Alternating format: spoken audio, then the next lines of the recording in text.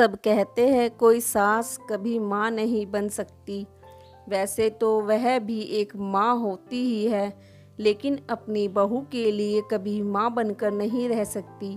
सास को माँ मत समझो और ना ही उनसे कभी माँ जैसी कोई उम्मीद रखो, क्योंकि जब तुम लड़खड़ा कर गिरोगी तो माँ दौड़ती चली आएगी तुम्हें उठाने के लिए, लेकिन सास कभी तुम्हें उठाने नहीं आएगी, वह खुद तुम्हें उठाना सिखाएगी।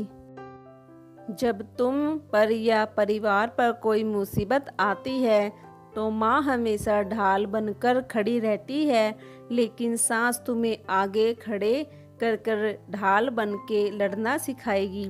तुम देर तक सोती रहो, माँ तुम्हें कुछ नहीं कहेगी, लेकिन सास कभी तुम्हें सोने नहीं देगी।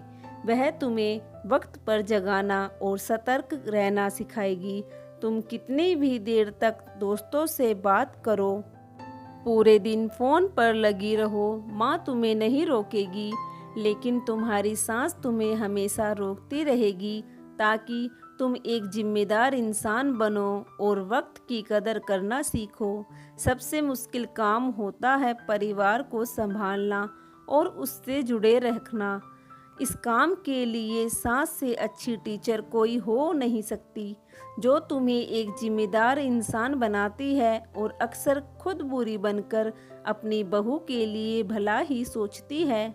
जिसने अपनी उम्र के कई साल लगा दिए उस परिवार को जोड़े रखने के लिए, वह माँ एक सास बनकर जब उस परिवार की जिम्मेदारी अपनी बहू को सौंपेगी तो पहले वह उस बहू को उसके लायक तो बनाएगी ही।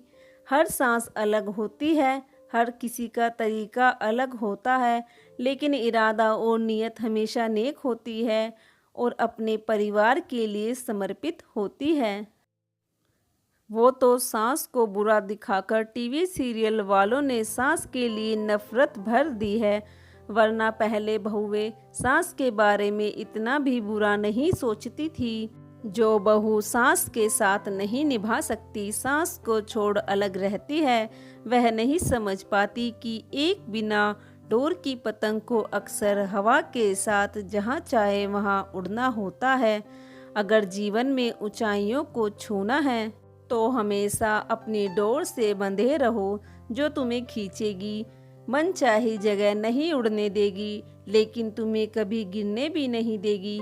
एक दिन चली जाती है वह सांस सबकी बुराई लेकर और अपनी बहू को अगली सांस बनने के काबिल बनाकर।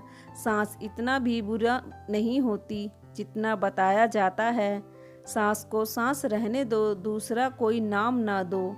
अगर आपको यह कहानी अच्छी लगी हो तो प्लीज़ हमारी कहानी को शेयर कीजिएगा और चैनल को सब्सक्राइब कीजिएगा। धन्यवाद।